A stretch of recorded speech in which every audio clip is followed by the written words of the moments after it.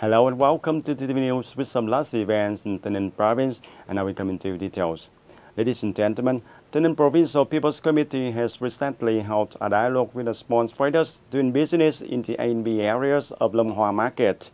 Attending the dialogue, there were leaders of provincial departments, agencies, and leaders of Thành district, representatives of investors, and nearly 150 small traders in Long Hoa Market. Mr. Thắng, Vice Chairman of the Provincial People's Committee, chairs the dialogue.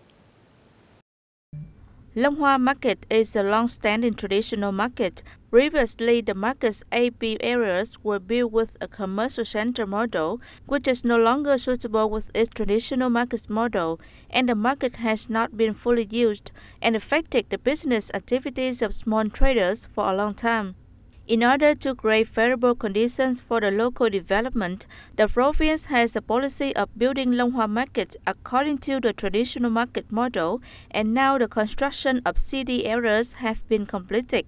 In the dialogue, Mr. Thắng, Vice Chairman of the Provincial People's Committee, asked the investors to focus resources to implement, not mobilize capital of the people in any form, until the project completed, hand over the AP areas to small traders according to commitments as well as preferential policies for small traders doing business in the AP areas.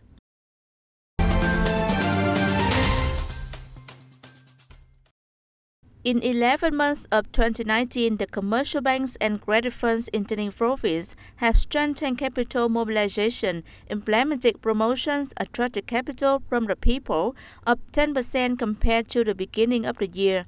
According to the report of the State Bank of Tây Ninh branch, by the end of November 2019, the mobilized capital reached over 44 trillion Vietnam dong, of which short-term mobilized capital was 30 trillion Vietnam dong, up 9.5% compared to the beginning of the year. Medium and long-term mobilized capital is 15 trillion Vietnam dong, up 10% compared to earlier 2019. The high rate of mobilized capital supposedly due to banks contacting and taking care of customers while maintaining diversified forms of mobilization with many utilities, so the mobilized capital has reached good growth. This funding helps credit institutes in the province actively deploy credit programs beyond fields and sectors in the area under the policy of the government, the state bank, and locality. Expand credit effectively, focus on production and business, especially 5 priority fields in agriculture, farmers, and rural areas. And after the verification of the report of the Provincial People's Committee on the result of the implementation of the national target programs in 2019, exercised by the Provincial Standing People's Council, the Department of Culture and Social Affairs of the Councils has proposed the committee continue to direct industry and levels to strengthen the grassroots inspection and investigation of the situation in each commune, to have solutions to implement new rural area construction criteria, identify new rural construction as regular, long-term tasks that needs to be implemented step by step, not subjective and hasty. The Department of Culture and Social Affairs also asked the Provincial People's Committee to diversify mobilized capital sources to implement the program, to well implement the mobilization and integration of investment resources, encourage people to participate in investing in the construction of socio-economic infrastructure, according to the motto of relying on internal resources of the community and the state support. In addition, the Provincial People's Committee also needs to continue to inspect, supervise, and direct the review of poor and near poor households every year, ensuring democracy, publicity, fairness, and properly reflecting the real situation of the people's life in the area. Speeding up the implementation of the project to support production development, diversify livelihood to ensure stable life for local people. It's estimated that by the end of 2019, the whole province had 42 out of 80 communes recognized to meet the new rural standard, reaching 100% of the 2019 plan, exceeding the target set by the resolution of the Provincial Project Committee and the government. With a poverty rate of 1.7%, Tây Ninh is one of the 4 provinces and cities with the lowest poverty rate in the country.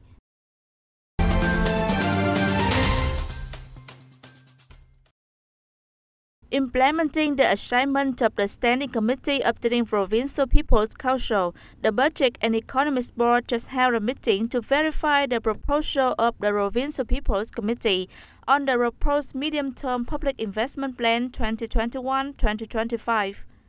Accordingly, the total estimated medium-term public investment plan in 5 years from 2021 to 2025 is 14,500 billion Vietnam dong, in which the province managed 65% of the total plan, equivalent to over 9,425 billion Vietnam dong, to implement 222 projects in the fields of transportation, agriculture and rural development, medical, science and technology, water supply and drainage, culture, sports, society, security and defense, etc.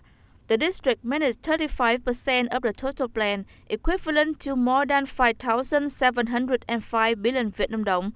In particular, the capital is mainly invested in new rural areas. It's expected that the medium-term public investment plan of 2021 to 2025 will be submitted at the 14th session of the Provincial People's Council so that its representative can consider and comment on the plan. And ladies and gentlemen, according to the Department of Industry and Trade, there are nearly 5,600 small and medium enterprises operating in the Ninh province with a total registered capital of over 101 trillion Vietnam dong. Most of them are in the private economy sectors, operating in 30 fields and groups of different industries. Particularly in the 11 months of 2019, Tây Ninh has 482 newly established enterprises with a total registered capital of 7,987 billion Vietnam dong, up 7% in number of businesses and an increase of 1.3 times in the registered capital compared with the same period. Business and production activities of enterprises have been contributing an average of 40% of total annual state budget revenue in Tây Ninh province. Businesses have played very active role and have a lot of interest in the emulation movement, sticking to the goals and tasks of production and business units, contributing to the completion of the assigned political tasks and the development of businesses and localities in Tây Ninh province.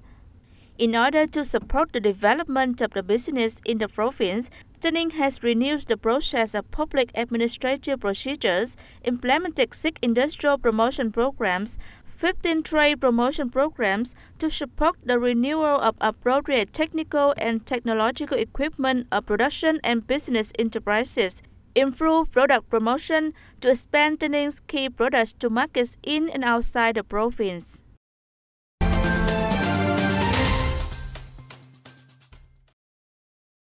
The irrigation project in the west of Vam Qua Dong River was approved by the Standing Committee of the Provincial People's Council on March 24, 2017, with a total investment of nearly 1,000 billion Vietnam dong from the central and local budget and other legal capital sources, and the implementation period of the project is 2018 to 2022. After a period of implementation, the Department of Agriculture and Rural Development has proposed the Provincial People's Committee to submit to the Provincial People's Council to adjust the total investment from nearly 1,000 billion Vietnam dong to roughly 1,148 billion Vietnam dong, an increase of 150 billion Vietnam dong. The reason for the adjustments due to an increase in the cost of site clearance compensation. Especially the project's investment policy was implemented in 2015. At that time, the land price of the project area fluctuated, an increase of 330 million Vietnam dong per hectare. The report on investment policy does not include the adjustment coefficient until the time of project implementation. In addition, when preparing investment projects, on the basis of a preliminary investigation of the actual market price of land traded in the project area, fluctuates about 600 million Vietnam dong per hectare of agricultural land at the time of project formulation.